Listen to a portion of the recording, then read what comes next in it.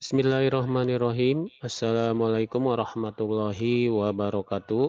Berjumpa kembali dalam mata pelajaran biologi kelas 11. Hari ini kita akan melanjutkan materi mengenai sistem saraf pusat, yaitu otak. Salah satu bagian otak adalah otak besar. Jadi hari ini kita akan membahas mengenai otak besar. Otak besar atau cerebrum ini merupakan pusat pengendali kegiatan yang kita sadari. Otak besar atau cerebrum mengisi bagian depan dan atas rongga tengkorak. Bagian luarnya tersusun dari substansi abu-abu yang disebut korteks cerebral, sedangkan bagian dalamnya yang tersusun dari substansi putih yang disebut dengan nukleus basal atau ganglia basal. Seperti terlihat pada gambar. Ini adalah bagian dari otak.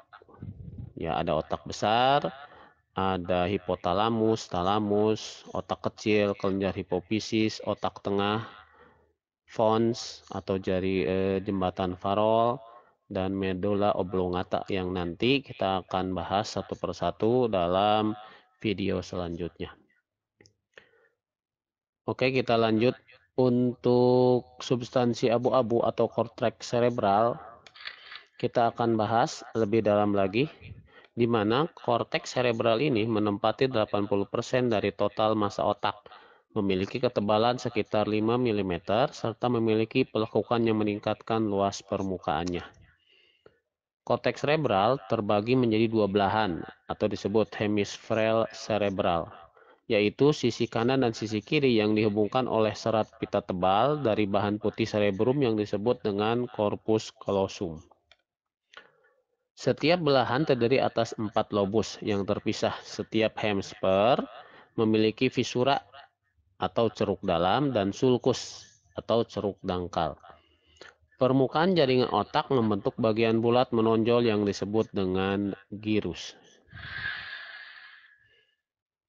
Para peneliti telah mengidentifikasi sejumlah area fungsional pada lobus masing-masing, sehingga terbagi menjadi 3 area, yaitu area sensorik yang berkaitan dengan penerimaan rangsangan, area motorik yang berkaitan dengan menanggapi rangsangan, dan area asosiasi penghubung antara sensorik dan motorik yang berperan dalam proses belajar, berpikir, mengambil keputusan, mengingat, dan penguasaan bahasa. Baik, kita akan bahas 3 area tersebut. Area fungsional korteks cerebral yang pertama adalah area motor primer. Bagian lobus frontal atau dahi dari gyrus presentral mengendalikan kontraksi volunter atau di bawah kesadaran otot rangka. Di sisi anterior gyrus presentral mengendalikan aktivitas motor yang telah terlatih dan berulang. Contohnya pada kemampuan mengetik. Area Broca atau lobus frontal bagian gyrus frontalis superior ini mengendalikan kemampuan bicara. Yang kedua ada area sensor korteks. Area sensor korteks ini terbagi menjadi area sensor primer. Terdapat pada gyrus prosentral, berfungsi menerima informasi nyeri, tekanan, suhu, dan sentuhan.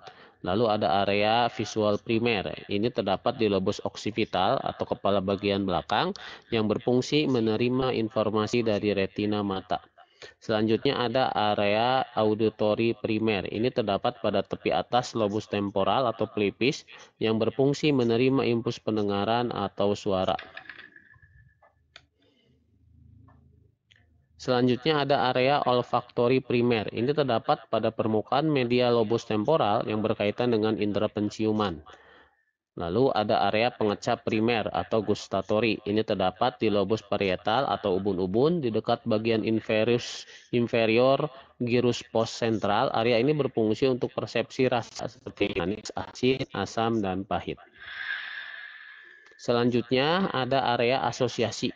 Ini menurut Brodmann ada beberapa area asosiasi. Yang pertama ada area asosiasi frontal. Terdapat pada lobus frontal, berfungsi sebagai pusat intelektual dan fisik. Ada juga area asosiasi somatik terdapat pada lobus parietal, berfungsi sebagai pusat interpretasi atau penafsiran yang berbentuk dan tekstur suatu objek. Ada juga area asosiasi visual, ini pada lobus oksipital, dan area asosiasi auditorik pada lobus temporal yang berfungsi sebagai pusat interpretasi visual dan auditori.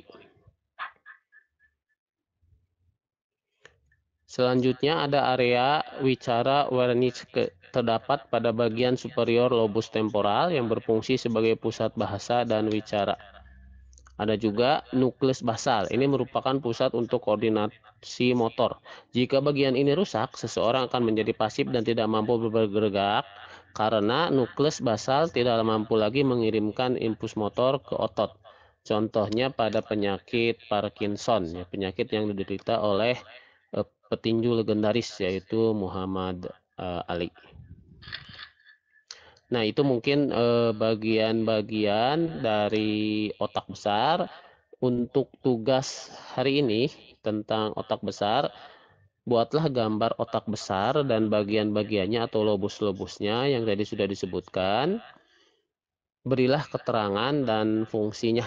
Dikerjakan di kertas HVS, jangan lupa diberi warna semenarik mungkin. Nanti dikumpulkan melalui WhatsApp.